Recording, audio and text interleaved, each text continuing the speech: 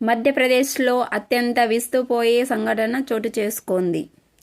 10వ తరగతి బోర్డు పరీక్షలు రాస్తున్న ఓ మైనర్ విద్యార్థిని పరీక్షా కేంద్రంలోని వాష్రూమ్లోనే 12 మగబిడ్డకు జన్మనిచ్చింది.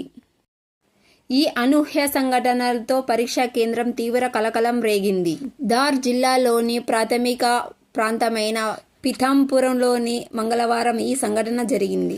వివరాల్లోకి వెళ్తే పీథంపూర్లోని ఓ ప్రైవేట్ పాఠశాలలో ఏర్పాటు చేసిన పరీక్షా కేంద్రంలో 10వ తరగతి గణిత పేపర్ రాస్తున్న విద్యార్థిని మధ్యలో తీవ్రమైన కడుపు నొప్పి వచ్చింది. వెళ్ళింది.